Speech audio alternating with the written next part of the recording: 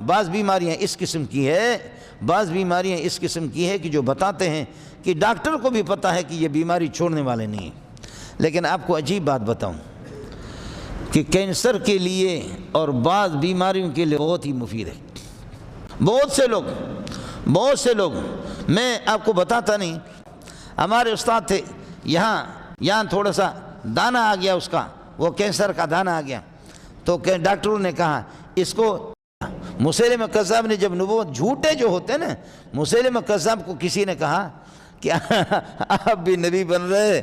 تو محمد رسول اللہ نے، ایک آدمی نابینا تھا، اس کو دم کیا تو وہ بالکل ٹھیک ہو گیا، بینا ہو گیا۔ وہ کہنے لگے میری ایک آنکھ نہیں ہے۔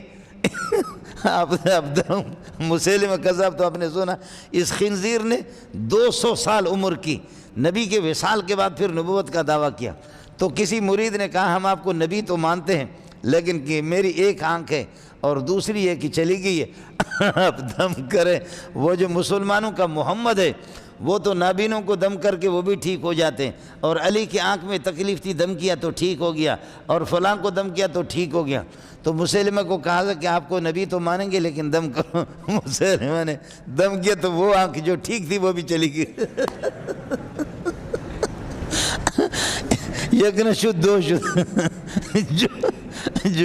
جو آنکھ اس کی ایک تو چلی گئی، دوسرے کا دعا کرو کہ یہ ٹھیک ہو جائے۔ مسلمہ جب دم کیا تو دوسرے بھی چلی گئی۔ پھر اس کی جو لشکر تھی 1.5 لاکھ 2 لاکھ کی لشکر تھی۔ جب یہ نبوت کا اس نے دعویٰ کیا، اس لیے کہ ہر بندے کے پیچھے کچھ نہ کچھ تو بے دین ہوتے ہیں، حضرت صلی اللہ علیہ وسلم کی بات، تو نابینا کو ماشاءاللہ کانے کو اس نے ٹھیک کر دیا، اس طرح ٹھیک کر دیا کہ دم کیا تو دوسری آنکھ بھی چلی گئی۔ پھر چند دنوں کے بعد ایک نے کہا کہ سرکار، وہ حدیبیہ کے موقع پر محمد رسول اللہ کے ساتھ مسلمانوں کے نبی کے پاس صحابہ تھے اور ان کو پانی نہیں ملا، تو ایک کنواں تھا، پانی اس کا خشک ہو گیا، محمد نے اپنے لعاب اس میں ڈالا تو پانی ایسے چشمہ ابھرنے لگا۔ کہنے لگا کہ محمد رسول اللہ نے تو وہ خشک، جو کنواں خشک ہو گیا اس کو بھی محمد رسول اللہ صلی اللہ علیہ وسلم نے دم کیا تو وہ ٹھیک ہو گیا۔ ہمارا چشمہ ہے آپ کی لشکر 1 لاکھ 1.5 لاکھ کی، اس کو دم کرو تاکہ ہم آپ کو نبی مانیں۔ تھوڑا سا اس میں پانی تھا، دم کیا تو وہ بھی خشک ہو گیا۔ تو تھوڑا سا اس میں پانی تھا، اس کو دم کیا تو وہ بھی خشک ہو گیا۔ بعض بیماریاں اس قسم کی ہے، بعض بیماریاں اس قسم کی ہے کہ جو بتاتے ہیں کہ ڈاکٹر کو بھی پتہ ہے کہ یہ بیماری چھوڑنے والے نہیں ہیں، لیکن آپ کو عجیب بات بتاؤں کہ کینسر کے لیے اور بعض بیماریوں کے لیے روزہ بہت ہی مفید ہے، بہت ہی مفید ہے۔ یہ کینسر بھی زیادہ کھانے سے یہ ہو کر کے پھر جراثیم، اور رمضان میں جب آدمی بھوکا ہوتا ہے، جب آدمی رمضان میں بھوکا ہوتا ہے، کھاتا پیتا کچھ بھی نہیں، روزہ اس نے رکھا ہے، تو پھر یہ کہ انسانی یہ ہے کہ انسان کو تو ظاہر ہے کہ کچھ غذائیت تو چاہیے، وہ چیز جب ہے نہیں ہے تو ان جراثیم کو اس کی قوت مدافعت کھا کر کے ختم کر دیتا۔ بہت سے لوگ میں آپ کو بتاتا نہیں، میرے یہاں سے دانہ نکلا تھا، ہمارے سردار مرداروں کو دیکھا اپنے لوگوں نے، لوگ کہتے ہیں کہ اللہ آپ کا بھلا کرے، اس کو یہ ہے کہ آپریشن، پتہ نہیں وہ کیا کہتے ہیں، کینسر کا دانہ ہوتا کیا ہوتا ہے، رسولی، یا ہمارے امام صاحب کو دوسروں کو بھی پتہ ہوگا۔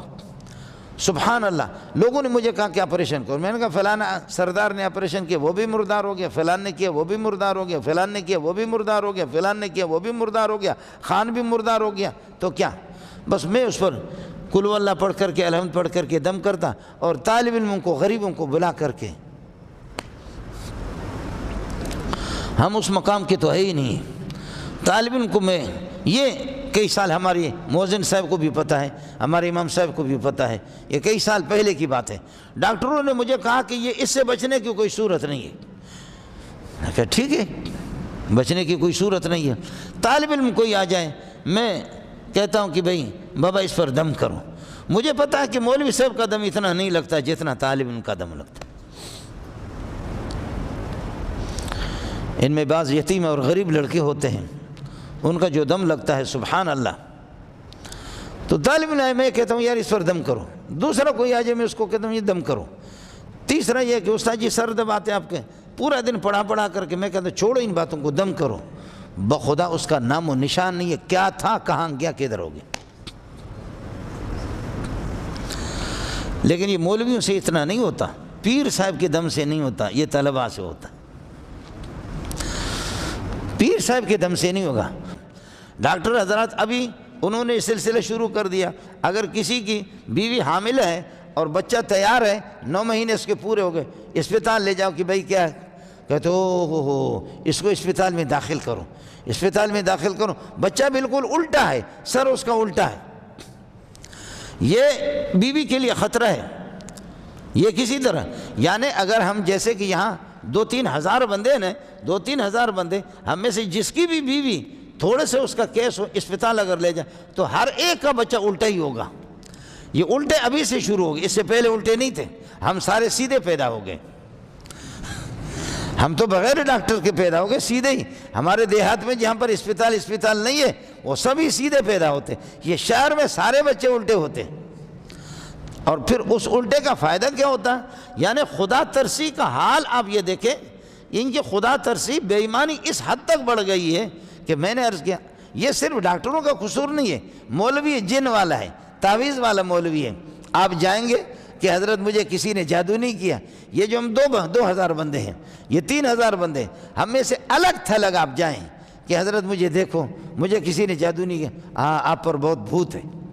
بڑا بھوت ہے، بہت جن ہے، آپ کو کسی نے جادو۔ میں چیلنج سے آپ کو کہتا ہوں، کوئی بھی آپ کو یہ نہیں کہے گا عامل کہ آپ کو کسی نے تعویذ نہیں کیا، جادو نہیں کیا۔ انا للہ و انا الیہ راجعون، انا للہ و انا الیہ راجعون۔ ہر بندے کو کہتے ہیں آپ پر جادو ہو چکا، ہر بندے کو کہتے ہیں کہ آپ پر جن ہے، آپ پر جن ہے۔ میں اگر مولوی منظور بھی چلا جاؤں اور میں کسی کو اس کو پتہ نہیں ہے کہ یہ مولوی منظور، تو مجھے کہے گا آپ پر جن مسلط ہے، حالانکہ میں خود جن ہوں، مجھ پر جن کیا مسلط ہوگا؟ جن کے باپ کو طاقت ہے کہ جن مجھ پر آ جائے، میں خود ابھی تک پتہ نہیں ہے کہ انسان ہوں یا جن ہوں۔ اس قسم کا جن تو میں نے دیکھا بھی نہیں ہے کہ وہ جن ہمارے پاس آ جائے اور اس طرح ہم پر حملہ کرے، ہم تو جنات کو خود جوتے مارتے ہیں۔ لیکن بے ایمانی کی حد اس طرح ہو گئی ہے کہ جس کے پاس بھی جاؤ وہ کہے گا آپ کو جن ہے، جادو ہے، تو مولوی کھائے گا کہاں سے کھائے گا؟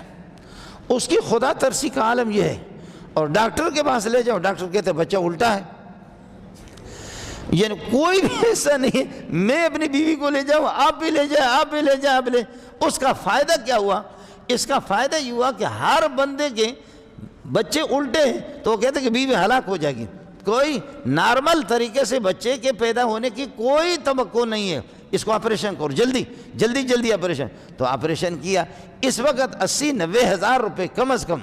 اور اس کے 2-3 دن وہ بیڈ پر رہے گی، دیگر دوائیاں، آپریشن، 80-90 ہزار یعنی لاکھ روپے آپ کے 4 بچوں پر 4 لاکھ آئیں گے۔ اس کے بعد بچے کا سلسلہ ہی ختم ہو گیا، وہ ایک مرتبہ چیرا، دوسری مرتبہ چیرا، تیسری مرتبہ چیرا، 4 آپریشن کے بعد تو کسی کا بچہ ہی نہیں ہوگا۔ 4 کے بعد پھر یہ کرتے ہیں کہ خاندانی منصوبہ بندی، پھر وہ جو رحم ہے اس کو الٹا کرتے ہیں یا آپریشن کر کے نکالتے ہیں، تو 4 بچے، مشکل سے 4 بچے یا آپریشن۔ یہ وہ کفر کا نظام ہے جو انہوں نے شروع کیا۔ علیکم جی دوستو، آپ نے دیکھا اور سنا شیخ مولانا منظور مینگل صاحب کو کہ شیخ مولانا منظور مینگل صاحب کیا بیان فرما رہے تھے۔